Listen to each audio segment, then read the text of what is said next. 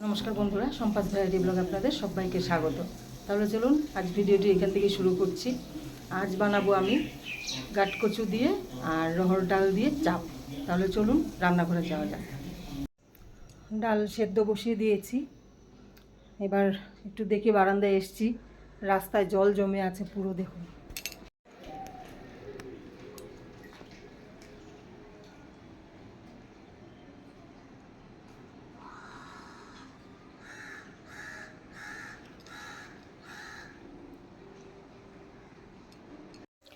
আজ গাটকচু দিয়ে আর রহর ডাল দিয়ে বানাবো। তো আমি গাটকচু কেটে নিয়েছি। এবার এখানে আমি 1 চামচ নুন দিয়ে দেব। এবার নুনটা দিয়ে আমি ভালো করে ঘষে নেব। প্রথমে পুরো ঘষে নিলে তাহলে এটা যে একটা বেজল বেজল যে ভাবটা আছে ওটা উঠে যাবে। ভালো করে ঘষে নিতে হবে কিন্তু। তো আমি ভালো করে একটু ঘষে তারপর ধুয়ে দেব। আমি কিন্তু একটুকু জল দেইনি। এই দেখুন হাতের অবস্থা দেখুন। এটা ভালো করে এরকম নুন দিয়ে ঘষে এবার আমি ধুয়ে দেব।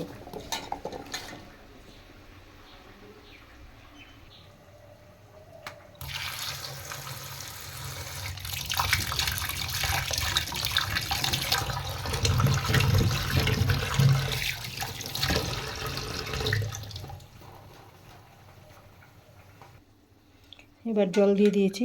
এবার আরেকটু ঘষে নেব জল দিয়ে।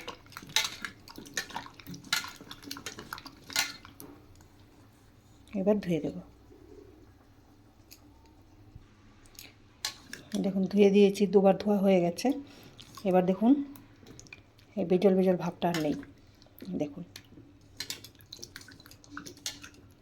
এবার আমি উঠিয়ে দেব। এবার আমি রহর ডাল নিয়ে নিয়েছি, এটা ধুয়ে নেব ভালো করে। আর গাটকচু ধুয়ে রেখে দিয়েছি। এবার কুকার বসিয়ে দিয়েছি, আমি ডালটা সেদ্ধ করে নেব। পরিমাণ মতো জল দিয়ে দেব।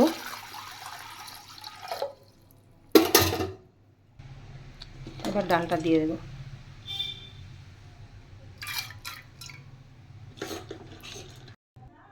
এবার পরিমাণ মতো নুন দিয়ে কুকারের ঢাকনাটা লাগিয়ে 1 থেকে 2টো সিটি দিয়ে নেব। এদিকে আমি আলু পটলের রসা করেও রেখেছি। ডাল সেদ্ধ হয়ে গেছে, নামিয়ে দিয়েছি। এদিকে তেলও গরম হয়ে গেছে। এবার আমি গাটকচুগুলো ভেজে নেব। হলুদ আর নুন দিয়ে দিয়েছি, এবার ভেজে নেব। আর একটু লাল করে ভাজতে হবে। গাটকচু ভাজা হয়ে গেছে। আর গাটকচুগুলো আমি একটু বেশিই ভেজে ফেলেছি, আপনারা আবার অতটা ভাজবেন না। আমি ঢাকা দিয়ে ভেজেছি তো এই জন্য একটু বুঝতে পারিনি, বেশি ভাজা হয়ে গেছে। আর একটু কম করে ভাজলে ভালো হতো। এবার আমি তেলে দিয়ে দিচ্ছি গোটা শুকনো লঙ্কা আর তেজপাতা। এবার দিয়ে দেব 5 ফোড়ন।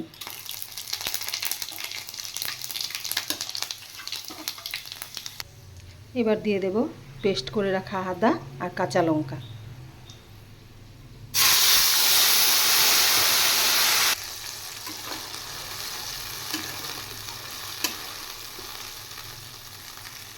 এবার দিয়ে দেব নুন।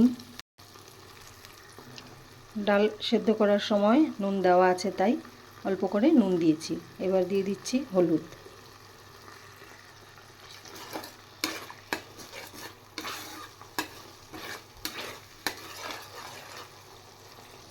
এবার দিয়ে দেব সামান্য চিনি।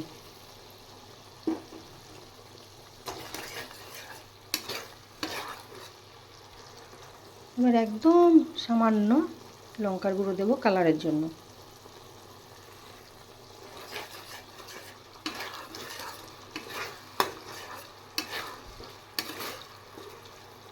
এবার দিয়ে দেব ভেজে রাখা গাটকচু। গাটকচুগুলো একটু বেশি ভেজে ফেলেছি।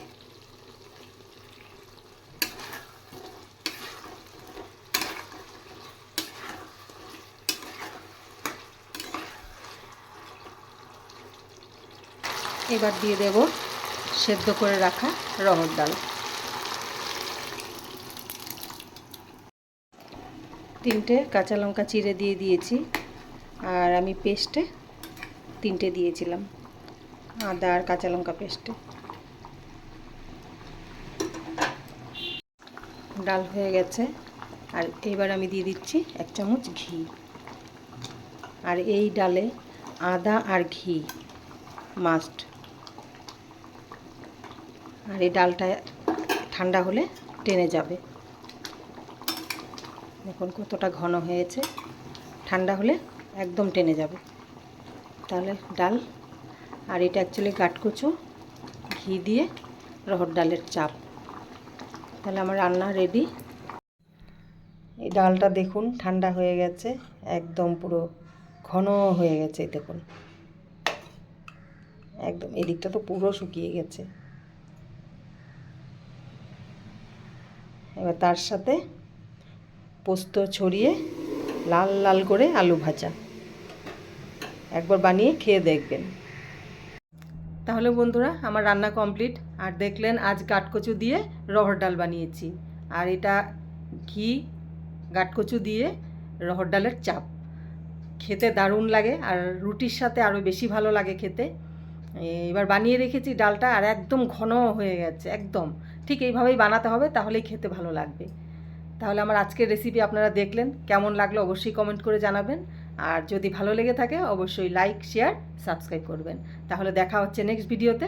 টাটা।